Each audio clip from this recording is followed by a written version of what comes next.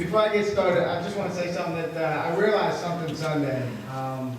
It was kind of heartwarming to me that a little girl that I've never met in my life, about 8 years old, she was visiting with her mom, and she came up to me and said, "I've seen your videos on the computer." Wow. And little girl, 8 years old. And what I realized in this ministry is that we have the ability to reach people we might not ever come in contact with, and we don't know how much of an impact we can do. And that's for all of us. And sometimes we get discouraged because we don't see the harvest. We don't get to reap the harvest. We sometimes don't realize the value of planting the seed. So it was neat, and as I continued in the conversation with her, she said that she likes to rap. And so she did a little rap for me. And it was a blessing, because not only can we impact people with words and a message, we can also encourage them to use their talents. My theme this year is, you don't know what you're capable of.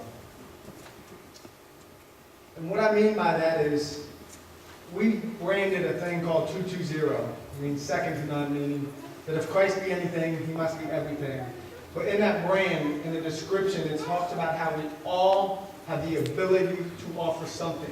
And it's important for us to use what we love to glorify the one we love. And I think it's important because we all have something to offer. Sometimes we all sell ourselves short. What do I have? What can I do? I want everybody today to know that we all have the ability to glorify God in one way, shape, or form. You might not be able to draw, you might not be able to write, you might not be able to paint. It doesn't matter. We all have the ability to do something. And I also like to thank Juan, because as much as I want to force other people to step out of their comfort zone, he kind of forced me to step out of my comfort zone. And about a year and a half ago, he came up to me and wanted to show me a YouTube video. Go figure, Juan and a YouTube. I swear that God lives on YouTube. Anyway, he came up to me, and he knew that I like to write because I shared a few lines with him, and he knows I like hip hop. And he came up to me and he said, "Hey, watch this video." And after we watched it, he said, "I think you can do this. I think you can do something like this." And in no way, shape, or form was I trying to imitate anyone else. But God put him in my life so that I would step out of my comfort zone and I would use my talents. And that's why it's important for me to encourage other people to reach their talents. So about a year ago, more than a year ago, we started out with our first video called "Been Quiet for Too Long." And after that, we made a brand and we called it 220. Again, second to none. And this video tonight is not, most of you, if not all of you, hopefully, have seen a video, Been Quiet for Too Long. If not, please go check it out. That's my commercial.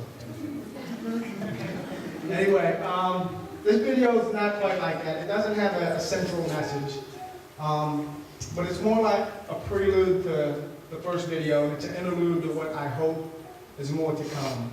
And that's exactly what it's called. It's called More to Come, and I hope God has given me the ability to do so many more things. And after talking to that girl Sunday, that's encouraged me even more that I have the ability to reach people that otherwise I'd never be able to reach, and through this ministry.